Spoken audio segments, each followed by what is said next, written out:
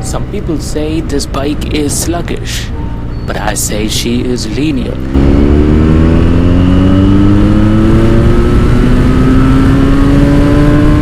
Some people say this bike is heavy, but I say this bike is stable. Some people say this bike is Chinese, but I say she still preserves the Italian heritage. Welcome. This is your boy Shanky, the MadrasMotorHead, and this is a long-term ownership review of the Benelli TNT 300. Hey guys, what's up? I've been owning this bike for 1.5 years and I've clocked about 25,000 kilometers on it. And I've been having a splendid time with her. This video is not going to be a comparison video, but I'm going to be talking solely based on my experience with my Benelli TNT 300. In this video, I'm going to be focusing on 4 major things. 1. Why I chose the Benelli TNT 300. Number 2. The maintenance part. Number 3 is going to be performance. And number 4 is going to be my overall experience with the Benelli TNT 300. What are we waiting for? Let's get started. Number 1. Let us look at why I bought the Benelli TNT 300. Initially, when I saw this bike being released in the magazines, it was least appealing. And I wondered why anybody would shell out so much of money on a 300cc normalish looking street fighter. So out of curiosity, I went for a test ride. And believe me guys, it does not look anywhere close to what was seen in the magazines. The bike is definitely big and beefy in flesh. When I started rolling, I did feel it was kind of on the heavier side, but the moment you start rolling, you do not feel the weight at all, and it is very much maneuverable. I also figured out that the linear power delivery in this bike was a big plus for me. I'm not a guy who really likes a lot of punchy power. There is something really odd on this bike when you notice for the first time is that it has rear set foot pegs. But it is definitely odd, but it is not uncomfortable. Finally, the one thing that everybody likes about this bike, the bassy exhaust note. Sometimes it makes you wonder if you're really riding a 300cc motorcycle. It is definitely the best sounding exhaust in the 300cc segment.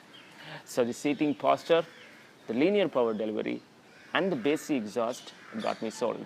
Let's jump into the next section, which is maintenance. In maintenance, I'm going to be focusing on 2 things. One is going to be service, and the next one is going to be parts.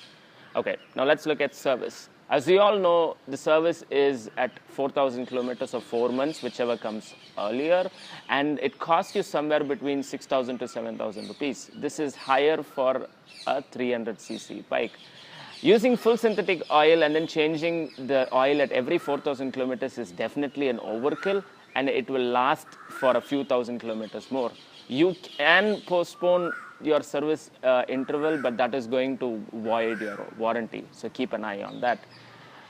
During a regular service, what they would do is they would change the oil filter, they would check the other parts and make sure they are intact and working fine. This is all they do, and the labor charges are on the higher side. Every 12,000 kilometers, the service charge bumps up a little bit higher because a few mandatory parts would be changed. Now let's discuss on parts. I want to further split this into 2. Parts I've replaced under warranty and parts I've replaced due to wear and tear. The rear shock absorber in 1.5 months after buying this bike went kaput. It started leaking, making all sorts of squeaky noises, and I replaced it under warranty. Else it would have costed me somewhere close to 17,000 rupees. The next thing that I replaced under warranty multiple times is the horn. It just doesn't work. Even now, it doesn't work. I believe Benelli is working towards making better horns so that they work under a lot of heat that is generated from the engine. Let's wait and find out in the new models that come out. Next, we're going to talk about the parts that I've replaced due to wear and tear. At 22,000 kilometers, I changed the rear brake pads, which costed me 4,300 rupees, clutch cable, which costed me 1,500 rupees, and the chain and chain sprocket, which costed me a whooping 13,000 rupees. I did not pay a lot of attention initially to the chain and chain sprocket, not properly keeping it lubed. Maybe that's the reason why the life had decreased. I know a few Benelli 300 owners who have clocked 25,000 kilometers and they're still on the stock chain and chain sprocket going strong. So a pro tip, make sure that you lube, chain clean and chain lube every 500 to 1,000 kilometers so that you keep your wear and tear to the minimum, keep your chain and chain sprocket healthy so that the life increases. Now let us jump into the third section, which is performance. I'm going to be talking about how the bike performs in the street and also on the highways. This bike has been my daily commute to office. I almost ride this bike daily. So I've exposed this bike to a lot of various traffic conditions and it has performed really well. The clutch is on the heavier side, so you might end up having disproportionate forearms. The bike might seem a little heavy, but filtering inside traffic has never been an issue.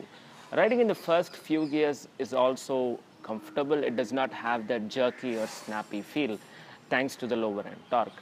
The vibrations do creep in at around 5000 RPM, but they instantly vanish and you do not have to worry about that at all.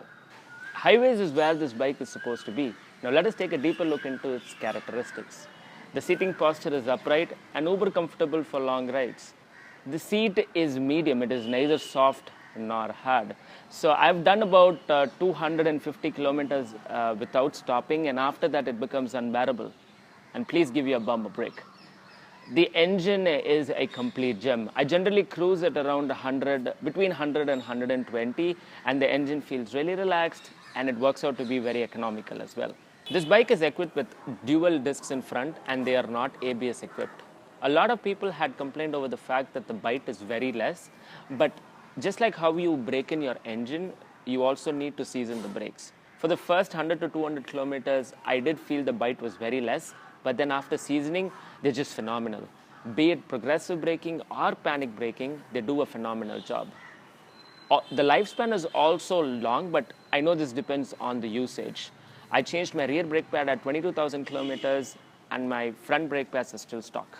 You definitely need to upgrade the lights if you're into night riding. The high beam hits the sky like it's Batman calling, and the lower beam is just scattered all over the floor. The 120 by 160 Pirelli Angel ST tires provide very good grip, be it wet, dry, or if you want to experiment in off-roading. I'm still running on my stock tires and I'm pretty sure that they're going to last for another 5,000 to 7,000 kilometers. To replace in the same dimension is going to cost you around 25,000 rupees, which is around 1 rupee per kilometer, which is a fair deal. The suspension is adjustable. Depending on the terrain in which you are riding, you can either keep it stiff or soft. Finally, I wanted to cover something that a lot of people have asked me. Kitna deti hai? Evlo kudukudhu? So it gives me around 25 to 27 kilometers per liter on the highways if I cruise at around 100 and 120. Anything above that is going to drop your mileage. Inside the city, I get around 22 to 24 kilometers per liter. Let us jump into the last section of this video, which is my overall experience owning a Benelli. No bike is perfect. Every bike has its own pros and cons, and every bike has its own unique characteristics. So my advice would be, before you invest on any bike, whether it is expensive or not, small or big, make sure you do your homework. Take as many test rides as possible and make sure that the bike fulfills all your needs. This being my first bike, I've had an amazing time. Chennai DSK Benelli have been very responsive in addressing all of my queries. Sometimes there have been delays, but I think so that is something one has to live with in this operational model. Availability of parts have always been an issue, and it is still an issue in most of the cities. I believe that is something any new company will face when they step foot into a new territory in the premium segment. So if I have to rate my overall experience with Benelli out of 10, I would give it an 8. I understand the bike is priced heavy, but if you're looking for a bike which you can practically use inside the city for your everyday use, or if you want to take it on the highways during the weekends for your long rides, look nowhere else. The Benelli TNT is what you should be looking for. I hope you guys liked this video. If you did like this video, share this video, post your comments below and I'll be happy to answer them. And do not forget to subscribe to this channel. A huge shout out to Gideon, who is a very good friend of mine and also a Benelli owner. He does awesome customization on bikes, and if you'd like to get one done, do get in touch with him. I posted all of the necessary details in the description. Huge shout out to Matt Photography for his mad-ass photo skills and also videos. If you would like to get a portfolio done, do get in touch with him. I hope to see you guys soon. Till then, ride safe, ride hard, adios.